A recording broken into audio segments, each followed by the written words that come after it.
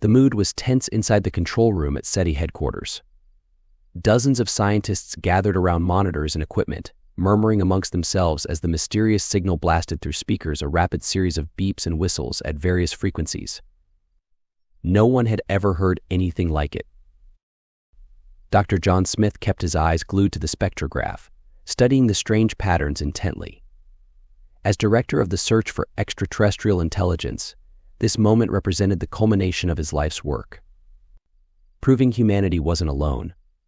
Only the more data they analyzed, the more perplexing the signal became.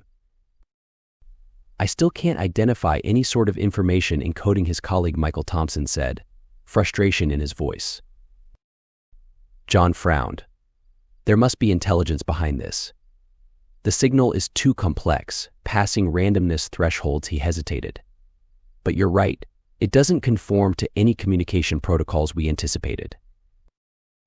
You almost sound disappointed. We haven't made first contact, Michael noted with a gentle smile.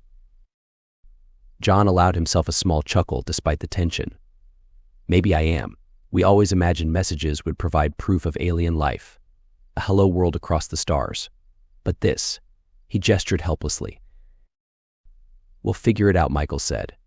We always do. I'll gather the linguistics team. Maybe fresh perspectives will. Abruptly, the signal cut off, replaced only by static. The scientists stared at each other in dismay. Hours of study still hadn't unlocked its secrets. And now the transmission was gone. As the days passed with no sign of the signal returning, disappointment settled over John. He couldn't stop obsessing over what they'd heard. Having proof of alien life so close, only to lose it. We'll find the answers, Michael kept assuring him. His optimism never faded. Together, they exhaustively cataloged the data collected during those brief hours of contact. Spectrographic charts papered the walls as they searched for patterns, anything to make sense of the anomalous broadcast. Finally, John's eyes caught on one chart, seeing echoes of the intense variable frequencies. Here, he tapped the graph urgently. Doesn't this emission spectrum remind you of anything? Michael examined it closely, his eyes lighting up. You're right, it looks just like the radiation signature from a Dyson swarm under construction. John's heart raced faster.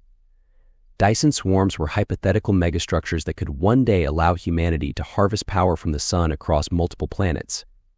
But the concept remained science fiction, centuries beyond existing technology. What aliens could have achieved such an astronomical feat? Together, they analyzed the signal with renewed enthusiasm, extrapolating from the energy spectrum. If their theory held true, these aliens had found a way to construct not just one partial Dyson swarm, but layers upon layers encapsulating multiple stars. The energy required was unimaginable. How is this possible? Michael kept shaking his head in awe.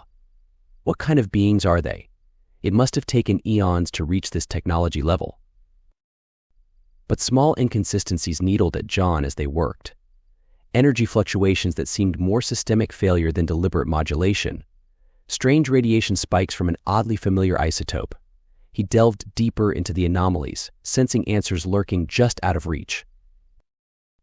Wait, doesn't this almost look like an antimatter reaction? John asked hesitantly one night.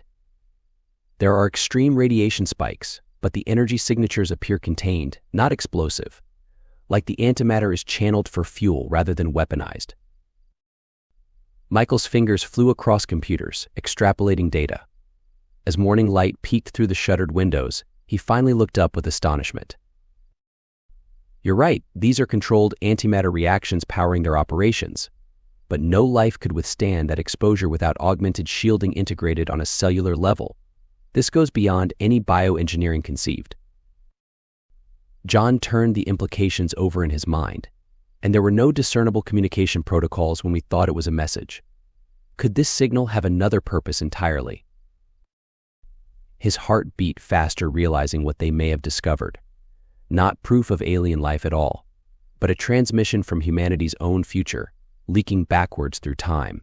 Signals from our distant descendants, exploring realms of science that defied comprehension. Energy spikes still being ironed out across epochs. He met Michael's stunned gaze with his own, No words needed, he knew they'd reach the same conclusion. His warm smile blossomed with sudden understanding. Of course, the signal wasn't intended as a message across light years. It couldn't be. They were receiving leaked energy signatures from our future generations unfathomable centuries ahead, captured briefly as a future Dyson swarm flickered in and out of the time stream. Harnessing the power of antimatter and bioengineering almost beyond imagination.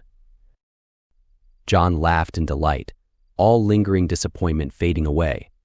This wasn't proof humanity wasn't alone. It was better. Astounding evidence humans had survived across millennia to achieve wonders he could barely conceive. He couldn't wait to share these revelations with his colleagues, as this new dawn of discovery lights the way for generations yet to come.